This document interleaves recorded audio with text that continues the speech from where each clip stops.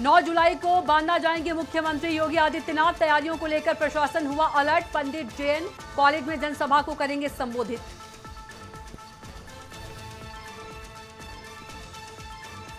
मुख्यमंत्री वात्सल्य योजना के हितग्राही लाभान्वित। मंत्री रेखा आर्या ने जारी की 4 करोड़ से अधिक सहायता राशि। कोरोना में माता पिता को खोने वाले बच्चों को मिल रहा लाभ।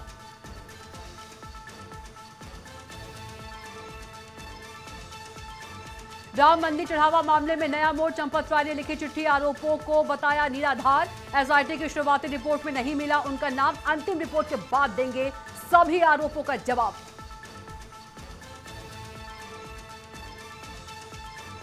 अयोध्या राम मंदिर चंदा चोरी से गरमाई उत्तराखंड की राजनीति। बद्रीनाथ से विधायक लखपत सिंह बुटोला ने दिया धरना। 4 धाम में भी चंदा चोरी का लगाया आरोप।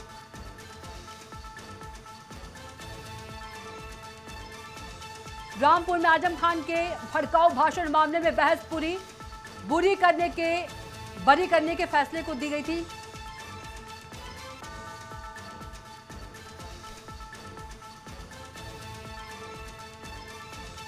रामपुर में आजम खान के भड़काऊ भाषण मामले में बहस पूरी। बरी करने के फैसले को दी गई थी चुनौती। सेशन कोर्ट में दोनों पक्षों ने रखी अपनी दलीलें। 18 जुलाई को आ सकता है अहम फैसला। नमस्कार, न्यूज 360 में आप सभी का स्वागत है। मैं हूं आपके साथ कविता पांडे। बुलेटिन की शुरुआत बड़ी खबर के साथ करेंगे, जहां मुख्यमंत्री योगी आदित्यनाथ के वाराणसी दौरे के दौरान मुख्यमंत्री शिक्षक कैशलेस चिकित्सा योजना का शुभारंभ किया। बता दें कि इस योजना से 12 लाख शिक्षक और शिक्षकेतर कर्मचारियों समेत उनके आश्रितों को आयुष्मान भारत से जुड़े अस्पतालों में कैशलेस इलाज की सुविधा मिलेगी। इसके साथ ही 1.10 करोड़ विद्यार्थियों को डीबीटी के जरिए यूनिफॉर्म समेत कई मदों में सहायता दी जाएगी। इसके बाद सीएम मिर्जापुर पहुंचकर विकास कार्यों और कानून व्यवस्था की समीक्षा किया। इसके बाद चित्रकूट पहुंचकर 951 करोड़ रुपए की 124 विकास परियोजनाओं का लोकार्पण और शिलान्यास करने के साथ जनसभा को भी संबोधित किया।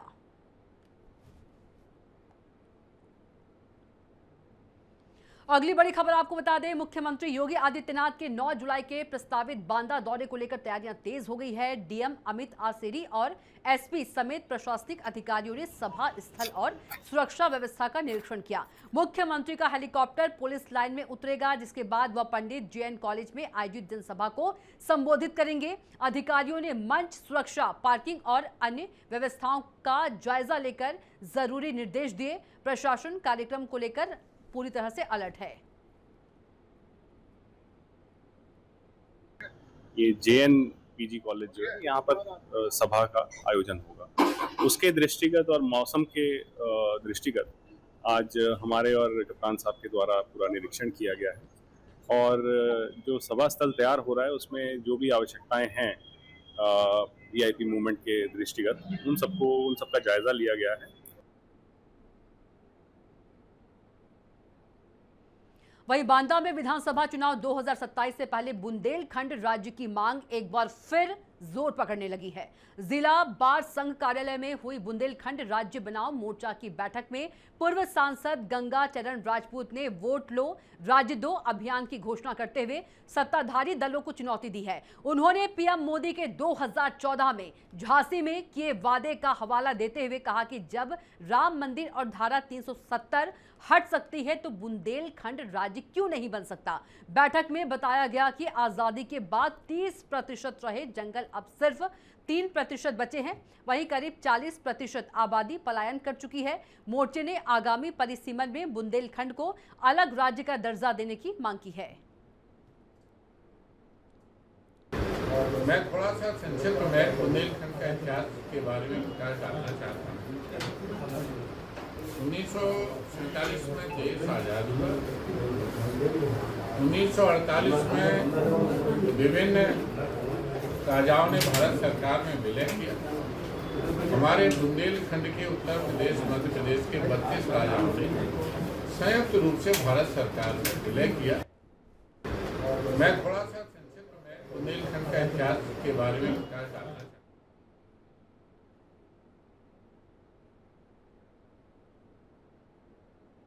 अगली बड़ी खबर आपको बता दें, अयोध्या से राम मंदिर चढ़ावा प्रकरण में नया मोड़ सामने आया है। ट्रस्ट महासचिव चंपत राय ने हाथ से लिखा पत्र जारी कर अपने ऊपर लगे आरोपों को निराधार बताया है। उन्होंने कहा कि 6 जून से दान पात्र गणना के समय हुई चोरी को लेकर उन पर कई अनुचित आरोप लगाए गए, जिस पर उन्होंने अब तक मौन साधे रखा।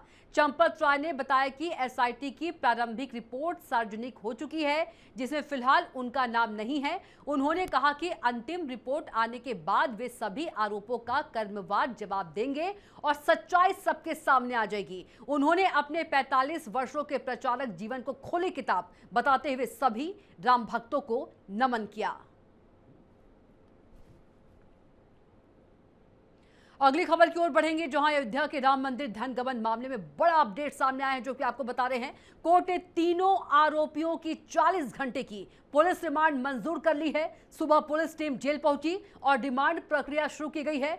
8 जुलाई सुबह 6 बजे से 9 जुलाई रात 10 बजे तक चलने वाली इस रिमांड अवधि में लवकुश, अनुकल्प और करुणेश से गहन पूछताछ की जाएगी।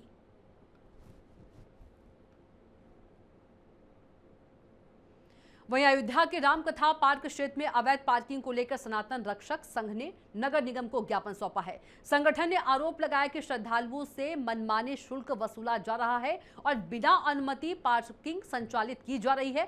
संगठन ने मामले की उच्च स्तरीय जांच की मांग की है, जिस पर अपर नगर आयुक्त ने जांच का आश्वासन दिया है।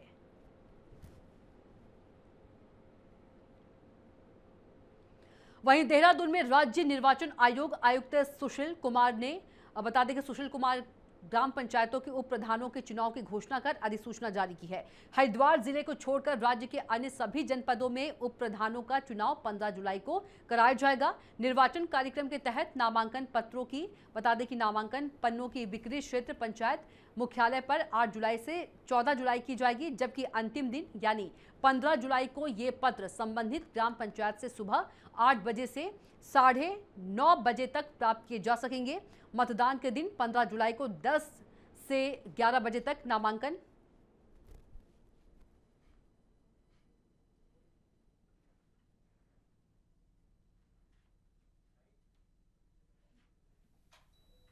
लाइट चली गई शायद।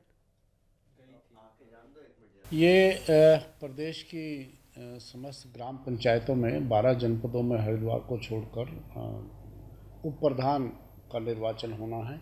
तो उप प्रधान के निर्वाचन हेतु आयोग द्वारा कल अधिसूचना जारी की गई थी और आज जिला निर्वाचन अधिकारियों द्वारा सूचना जारी की जाएगी विस्तृत निर्देश देते हुए। तो आयोग द्वारा जो अधिसूचना जारी की गई है वो जो हमारा अधिनियम और नियमावली है उसमें जो व्यवस्थाएं हैं वहीं उत्तराखंड में मतदाता सूची के विशेष गहन पुनरीक्षण अभियान के तहत वोटर लिस्ट को अपडेट किया जा रहा है। अभियान का उद्देश्य एक व्यक्ति का नाम केवल एक ही स्थान की मतदाता सूची में सुनिश्चित करना है।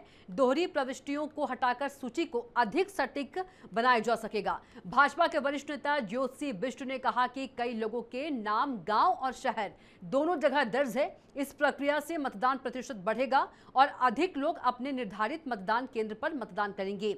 देश भर में ये विशेष गहन पुनरीक्षण अभियान चलाया जा रहा है।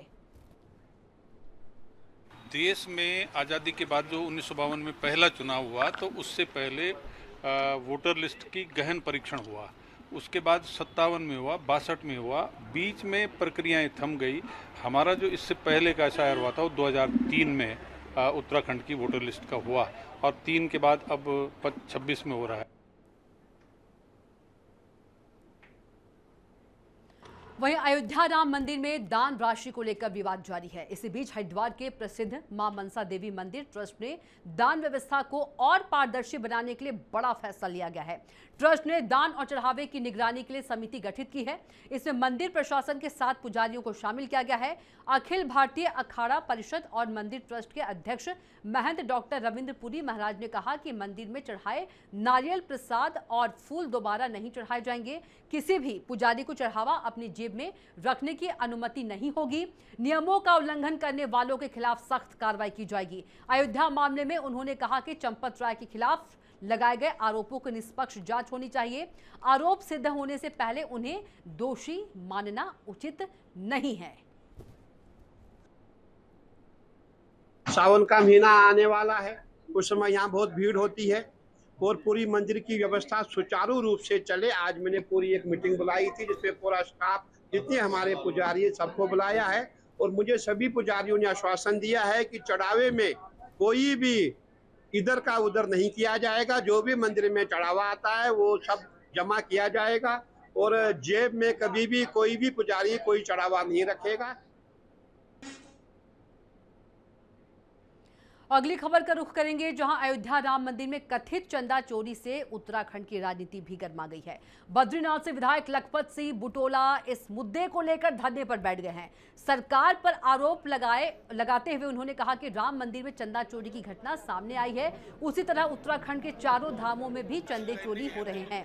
केदारनाथ और बद्रीनाथ जैसे प्रमुख धामों में श्रद्धालुओं के दिए चढ़ावे और दान में गड़बड़ी की जा रही है। क्यूआर के माध्यम से जो दान लिया जा रहा है वो कहा जा रहा है सरकार को इसका जवाब देना होगा। बता दें कि राम मंदिर में चोरी बेहद गंभीर मामला है, लेकिन ये सिर्फ एक जगह की बात नहीं है। उत्तराखंड के केदारनाथ और बद्रीनाथ में भी चंदा चोरी हो रहा है। इसकी निष्पक्ष जांच होनी चाहिए। उसके बाद अयोध्या के अंदर आपने देखा तमाम भ्रष्टाचार के आरोप लगे और आज इस बैकुंठ धाम पे भी इस तरह के भ्रष्टाचार की चल रही है। और कौन है? सरकार में बैठी है। सरकार ने जो यहाँ रख रखाव की रखी है, जिन्होंने मंदिर समिति की रख रखाव करनी थी, यहाँ आने वाले श्रद्धालुओं की सेवा करनी थी और श्री नारायण की सेवा करनी थी, वो लोग यहाँ से चोरी कर रहे हैं। बैकुंठ धाम में तो लोग मोक्ष के लिए आते सारे माया। वहीं हरिद्वार में 30 जुलाई से शुरू होने वाली कांवड़ यात्रा 2026 को सुरक्षित और सुगम बनाने के लिए जिला प्रशासन ने तैयारियां तेज कर दी हैं। जिलाधिकारी मयूर दीक्षित ने सभी विभागों को 25 जुलाई तक मूलभूत व्यवस्थाएं पूरी करने के सख्त निर्देश दिए हैं। प्रभारी मंत्री सतपाल महाराज की समीक्षा बैठक के बाद कांवड़ मार्गों पर झाड़ी कटान, सफाई और अन्य कार्य युद्ध स्तर पर किए जा रहे हैं। लिब्बर हेडी से मोहम्मदपुर झाल और उत्तरा टेक कॉलेज से कलियर मार्ग तक विशेष अभियान चलाया जा रहा है। प्रशासन का कहना है कि श्रद्धालुओं की सुरक्षा और सुविधा सर्वोच्च प्राथमिकता है। कांवड़ बैठक को लेकर विभिन्न स्तरों पर बैठकें कर ली गई हैं। जनपद स्तर पर आयुक्त महोदय के द्वारा और साथ ही प्रभारी मंत्री जी के द्वारा बैठक कर ली गई है। बैठकों में जो डायरेक्शंस दिए गए हैं डिपार्टमेंट उसके द्वारा धरातल पे कार्रवाई शुरू कर दी है। भले वो सड़क की रिपेयरिंग हो या फिर बिजली के काम हो, पानी के काम हो या फिर झाड़ी कटान आदि। इसके साथ ही स्वास्थ्य विभाग और खाद्य आपूर्ति विभाग को भी डायरेक्शंस दिए गए हैं। काम ऑलरेडी शुरू हो चुका है। आज उसका रिव्यू भी किया गया है। सभी डिपार्टमेंट्स को युद्ध स्तर पर कार्य पूर्ण करने के लिए बताया। वहीं हरिद्वार में 2027 कुंभ मेले की तैयारियों ने रफ्तार पकड़ ली है। मेला अधिकारी सोनिका सिंह ने मनसा देवी मार्ग का स्थलीय निरीक्षण कर निर्माण कार्यों की प्रगति का जायजा लिया। उन्होंने अधिकारियों को सभी कार्य तय समय सीमा में गुणवत्ता के साथ पूरा करने के निर्देश दिए। मेला अधिकारी ने बताया कि चारों प्रमुख मंदिरों को जोड़ने की महत्वाकांक्षी योजना पर तेजी से काम किया जा रहा है और अधिकांश कार्य पूरे भी हो चुके हैं। उन्होंने कहा कि कुंभ से जुड़े आधे से अधिक विकास कार्य पूरे हो चुके हैं और बचे बाकी जो कार्य हैं परियोजनाओं की भी लगातार मॉनिटरिंग की जा रही है ताकि श्रद्धालुओं को बेहतर सुविधाएं मिल सके। आज तो हम लोगों का जो मां मनसा देवी के मंदिर की ओर जो सीढ़ियां जा रही हैं और जो हमारा काम चल रहा है उसको देखा गया। इसके अलावा हम लोगों ने फुटपाथ का काम स्टार्ट किया है भगत सिंह चौक से सीधे बिलकेश्वर मंदिर की तरफ और फिर वहां से यहाँ मनसा देवी मंदिर की तरफ और बाकी आगे जहाँ पे हमारे 4 मंदिर हैं उन सबको जोड़ने के लिए एक पेडेस्ट्रियन का प्लान बनाया गया था। उसी के लिए आज हम लोगों ने भ्रमण किया कि किस तरह से फुटपाथ बन रहे हैं। बाकी हमारे काम जो हैं पुल के हो गए हमारे घाटों के हो गए, रोड्स के हो गए, वो सभी होंगे।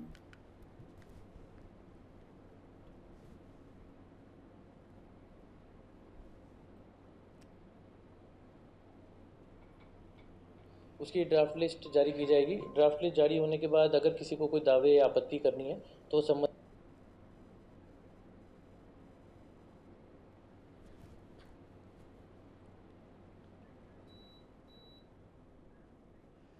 अब खबर नैनीताल से है, जहां नैनीताल में हर साल की तरह इस वर्ष भी श्री राम सेवक सभा ने मां नंदा सुनंदा महोत्सव की तैयारियां शुरू कर दी है। राज राजेश्वरी पूजा के बाद महोत्सव की तिथियां तय कर दी गई हैं। इस बार नंदा महोत्सव 16 से 23 सितंबर तक आयोजित होगा। 19 सितंबर को मां नंदा सुनंदा की प्रतिमाओं के दर्शन नैना देवी मंदिर में श्रद्धालुओं के लिए होंगे। 23 सितंबर को पारंपरिक विधि विधान के साथ मां नंदा की कैलाश विदाई होगी। श्री राम सेवक सभा के सचिव जगदीश बवाड़ी ने बताया कि इस बार महोत्सव पहले से अधिक भव्य और व्यवस्थित बनाने की तैयारी की जा रही है। मां नंदा को कुमाऊं और गढ़वाल में कुलदेवी के रूप में पूजा जाता है। हर वर्ष इस धार्मिक आयोजन में देश विदेश से बड़ी संख्या में श्रद्धालु शामिल होकर आस्था और परंपरा का उत्सव मनाते हैं। देखिए, इस वर्ष नंदा देवी महोत्सव 16 सितंबर 2026 से 23 सितंबर 2026 तक रहेगा। 16 को जो है हमारा इसका उद्घाटन होगा और उस दिन हम कदली का पेड़ लेने जाएंगे, विधिवत रूप से पूजा वगैरह करके कदली वृक्ष लेने जाएंगे। उसके बाद 19 तारीख को जो है ब्रह्म मुहूर्त में कदली वृक्ष से जो मूर्ति बन के आएगी वो प्राण प्रतिष्ठा होगी। उसके बाद जो है श्रद्धालुओं के लिए इसे खोल दिया जाएगा और इसी तरीके से 23 तारीख को है पूरे नगर में इसका डोला भ्रमण होगा। उसके बाद इसको जो है विसर्जित कर दिया जाएगा। हमारी लोक संस्कृति और आस्था का भी बड़ा केंद्र है। इसी के साथ फिलहाल के लिए बुलेटिन में इतना ही। आप देखते रहिए न्यूज़ 360। नमस्कार।